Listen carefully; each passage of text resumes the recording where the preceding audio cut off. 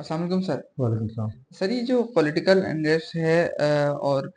आए दिन ये फाइनल कॉल होती रहती है कि फाइनल कॉल है, तो ये मुझे बताइएगा कि इसकी वजह से पूरा कंट्री जो है वो कॉम्प्रोमाइज़ हो रहा है, इंटरनेट इश्यूज़ हैं और भी बहुत सारे मामलात हो रहे हैं, तो ये सब यही कहते रहते हैं कि ये जो है वो रेवोल्यूशन है। तो क्या ऐसे होता है रेवोल्यूशन, और क्या आपकी नज़र में ये रेवोल्यूशन है? नहीं, ये तो आप इसको रेवोल्यूशन तो कहीं से भी नहीं कह सकते।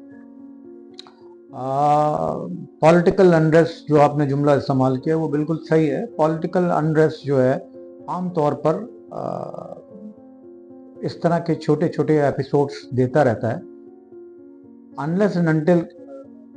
पॉलिटिकल अनरेस्ट एक इज्तिमाई कैफियत ले ले, उस वक्त तक हुकूमती सतह पर डिस्टर्बेंस नहीं हुआ करती, और वो लोकल अनरेस्ट आप उसको कह सकते हैं। अगर आप पूरे मुल्क का तजिया करें तो आपको उस अनरेस्ट में एक ख़ास एरिया के अंदर एक्टिविटी दिखेगी, और उस एरिया में भी जो एक्टिविटी है वो बेसिकली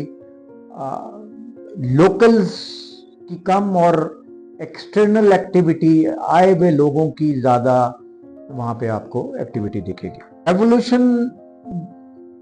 की जो मेन रीजंस होते हैं उसमें मुश्तरका कह लें आप, एग्रीगेटेड कह लें आप, साइमेट्रिकल सफरिंग्स होती हैं, ग्रीवियंसेस की, अटैचमेंट्स की, और ऐसा ऐसा ऐसी सफरिंग्स जो तमाम लोगों में मुश्तरका तौर पर वाज़े अंदाज में हर फैमिली, हर बसने वाले के घर और कुनबे का सिमिलर रीज़न होता है। तो ऐसी सूरत में रेवोल्यूशंस जो होते हैं उनको एक इज्तिमाई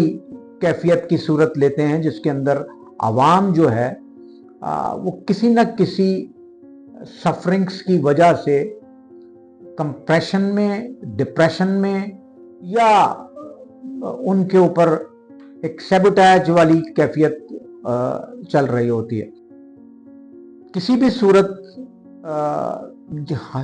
यहाँ पे पाए जाने वाली सिचुएशंस को आप रेवोल्यूशन से तशबीह नहीं दे सकते। हाँ, वो एक पॉलिटिकल चेंज ओवर कह लें, पॉलिटिकल एक्टिविटी कह लें, वो ज़रूर एक जनरेट हुई हुई है, और वो ये किसी भी एक डेमोक्रेटिक मुल्क के अंदर ये अप्स एंड डाउन्स चलते रहते हैं, किसी की गिरफ्तारी, किसी की रिलीज। तो ये इसको किसी भी सूरत रेवोल्यूशन का नाम नहीं दिया जा सकता। अच्छा, अब ये जो कंटिन्यूस आप देख रहे हैं कि वो किसी खास एक शहर के अंदर जो है कंटिन्यूस एक्टिविटी होती है और उसके बाद फिर डिस्पर्सल हो जाता है, वो उसकी मेन वजह यह है कि अगर आपका एजेंडा, आपका फोकस, आपका मिशन ये डिफाइन नहीं है, तो एक पार्शल स्लोगन को लेके आप बाहर निकलते हैं, और फिर क्योंकि ना एजेंडा डिफाइन है, ना लीडरशिप डिफाइन है, ना ही लीडर्स उस कैलिबर और कैपेसिटी के हैं जो एक हुकूमती सतह के ऊपर